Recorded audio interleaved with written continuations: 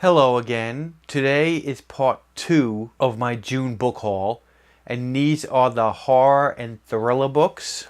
These are the horror and thriller books I read, plus I also read 2 ebooks, which are The Exorcist by William Peter Blatty and Nest by Terry Goodkind. So let's just talk about the ebooks first. Nest by Terry Goodkind. He is a famous fantasy writer. You're going to see in my fantasy wrap-up, I actually caught up reading a bunch of Terry Goodkind books, and Nest was one of the first thriller ones that I read by him. It wasn't a great book. It was basically about this woman whose, I believe it's brother, gets killed, and you find out there's like the secret organization that her brother could find and see as far as these killers. He could pretty much ID killers on the spot, and she pretty much gets hooked up with this author who wrote this book about it. And while it's not that bad of a book, it's really not that great of a book either. I wasn't too crazy about it. I do enjoy his fantasy work way more than that, but I wanted to give it a try. It was pretty cheap on Kindle, so I just picked it up. I think it's an okay book, but I didn't like it. So that was Terry Goodkind's Nest. And I also read, as an ebook, was The Exorcist. When I saw it, again, I saw it really cheap on Kindle, and I decided I might as well pick it up finally. And I really did enjoy it. I mean, it does follow the movie. The movie actually does grab a good chunk of the book in there, but there are a lot of interesting differences and more in-depth stuff in the book that wasn't in the movie, and some liberties that the movie took as far as some in-depth areas where the movie went. The book actually only glossed over as much. And I kind of liked the book's rhythm. I really did enjoy the book. I thought it was a really good book. And I'm glad I finally read it. I'll give it a 4-star because I don't think it was a perfect book, but it really was a pretty good book. Especially for the time. I think it obviously launched a huge wave of books afterwards. And it still was a great book. So that was The Exorcist. Now let's get into the actual physical books that I picked up and read. First book I read was a Stephen King book. Have to have at least one Stephen King. This is The Girl Who Loved Tom Gordon. This is about a woman or a child, actually. It's about a child who gets lost on a hiking trail. And Tom Gordon is a pitcher, I guess, or a fictitious baseball player that she uses as kind of a person to talk to. Honestly, I didn't enjoy this. It was pretty dull in my mind. There was obviously some fantastical elements. Yeah, it definitely wasn't one of my favorite King books. And I would give it a 3-star. For Stephen King, this actually did disappoint me. Even though it's a short little book, it did disappoint me. Next book I read was The Ruins by Scott Smith. Oh my god, I love this book. This is... Whoa. I've heard people say great things about this book. So when I saw it and I picked it up cheap, I was not expecting what I got. This is basically about a group of tourists who go to what they think is a tourist destination. And it's basically a living forest that attacks them. I mean, that's the easiest way to describe it. It reminds me a little of Green Inferno, because there are some natives in here that are some vicious natives that deal with these people.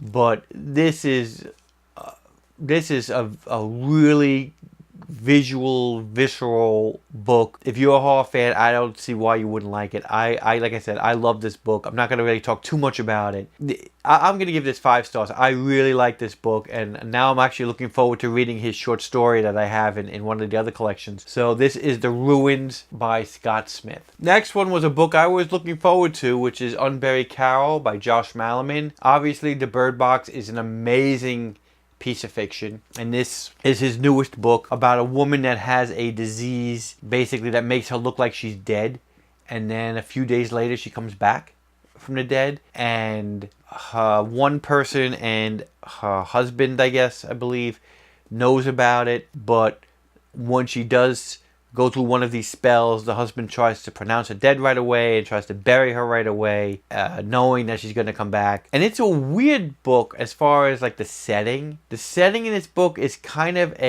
almost kind of an alternate world. It feels kind of like a Victorian American world, and they talk about this trail and this area and its carriages. I just couldn't get into it. I really just could not get into this book. I was actually pretty saddened after I read it because it was nothing to me like Bird Box. It also had a lot of side characters and a premise that to me didn't really hold a lot of suspense in my mind. It could have gone better than it was written, and sadly, I'm only going to give this 3 stars. I really was not thrilled about it. I could see it was written okay. It wasn't a badly written book, but the premise itself just didn't really grab me, and I thought it would, and I was disappointed by it. So that is Unburied Carol by Josh Malerman. Another book that I was disappointed in is the 3rd book in the Meg series,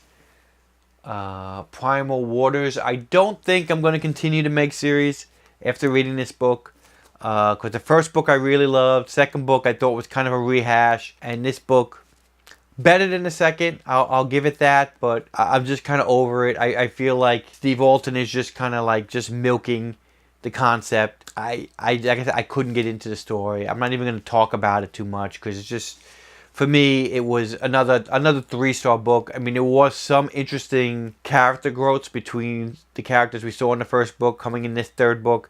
There was a little bit of fame and talking about, you know, what's gone on with Meg and the actual evolution of the of the actual megalodons and where they're going from here. But honestly, I did not find this book interesting, and definitely not interesting enough for me to continue with this series. So Meg Primal Waters will probably be the last Meg book I'm going to read. And my second Stephen King book I read was Stephen King's Macke.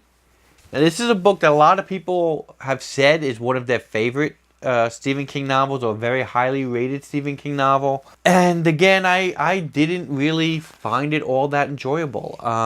It's basically about this person this man going through a separation type of thing because of something that happened that they talk about in the book. I don't want to spoil it too much, but you find out he basically kind of has a power. I'm going to try to be vague to try to not spoil this book, but he kind of has a power. That power is talked about in this book that he doesn't realize he has, and it's also kind of a murder mystery story as well. And honestly, it felt to me like it was kind of a paint by numbers Stephen King book. It didn't really add a lot to the characterizations. I wasn't as invested in these characters as I normally am in Stephen King books. Sadly, like I said, I just did not find it that interesting, and I'll give it a 3.5. I do think it was better than the Tom Gordon book, but it just wasn't, to me, it just wasn't one of King's top books, and I just didn't enjoy it as much. So that is Stephen King's Macke. Next book I'm going to talk about is actually a Japanese translation. I got this in my Nocturnal Reader's Box. I guess this is called S. This is, I guess, a sequel, or one of the sequels to The Ring that the author has written. And I didn't read any of the other Ring books. I got this in my Nocturnal box. I decided I might as well try it. I do want to read some more Japanese horror, but I wasn't really invested in this book as well. When it comes to a translation, you never know if it's a person translating it is not translating it well, or if it's just because this isn't the first book in the series, so I didn't read all the other books in the series, so maybe I would have been more invested in this story if I would have read the other stories. But again, just something I wasn't really interested in. I might even give it 2.5. I really just didn't enjoy this at all. I read through this book and I was like, It was just kind of dull in my mind, to be honest with you. So that is S. This is by Koji Suzuki, and it's translated by Greg Giancarlo. Yeah, just not one of my favorite horror books I read this month. Now, before you think that pretty much almost every horror book I read this month I didn't like, the next books that I'm going to talk about were really good, and I really did enjoy them. And the first one I'm going to talk about here is Horror Store by Grady Hendrix. This is basically about an IKEA type store that starts having some weird things happen to it, and so the owner of the store, the actual manager of the store, has a few people, 2 people, stay overnight to see who's vandalizing the store, and you find out that it is not vandals but some spirits that are messing with the store, and definitely these characters kind of get trapped in this mess and this fight for survival overnight in this store. And it's written kind of like an IKEA catalog. It has little like blueprints of furniture, and as the chapters go on, the furniture gets to be more violent and more sadistic type stuff. And it was I really like this book. So far, I've read 2 Grady Hendrix books. Actually, I've read 3, because I read Paperbacks from Hell too. But I've read 2 Grady Hendrix books that were fiction books, and I love them both. This is another 5-star read. This was a really good book. If you're thinking about picking up a Grady Hendrix book, and you've already read My Best Friend's Exorcism, I would definitely highly recommend Horror Store. Really fun book. I really enjoyed it. Another really good book that I read was Haven by Tom Deadly. I believe this book won a Bram Stoker Award. Yeah, this is the Bram Stoker Award winner. And I'll read the synopsis. It's the easiest way to tell you what the book's about. In 1961, the small town of Haven thought they've gotten rid of their monster. After a series of child killings, Paul Graymore was caught carrying a wounded girl.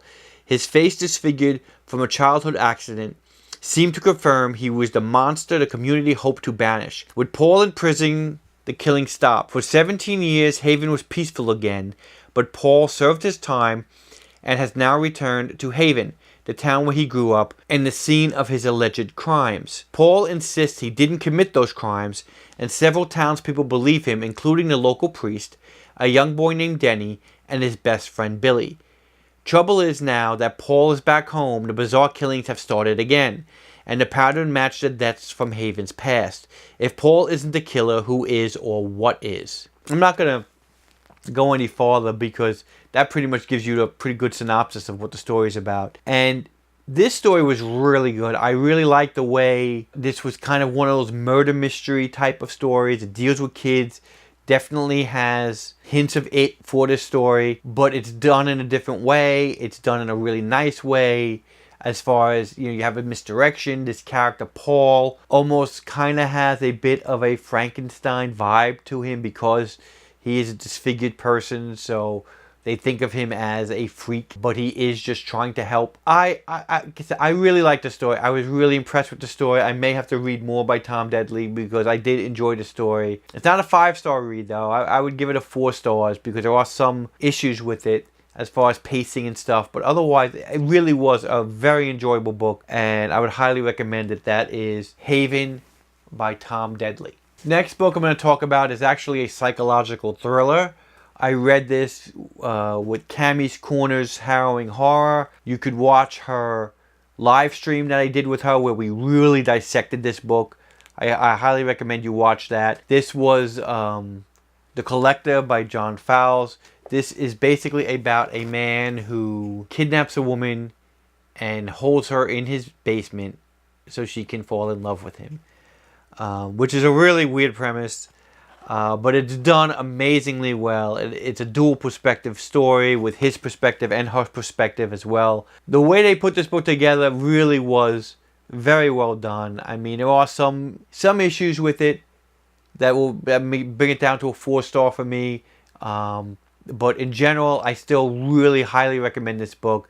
This book was written in 1963, but most of the book, except for when you get to her perspective, most of the book feels like it could be a current story, because it doesn't really have a lot of pop culture references in most of the book. So it really could feel like it could be a story written today. And like I said, I highly recommend it. This is John Fowles' The Collector. And the last book I'm going to talk about is my first John Farris book, which is The Fury by John Farris. I think I saw this movie decades ago. I really don't remember it. In fact, after reading this book, I might want to check out the movie again. But basically, this is about people with psychic abilities. I don't want to get too detailed in it. It's a pretty good book. I actually did really enjoy it, and it does make me want to read more John Ferris. And luckily, I have a bunch of his books.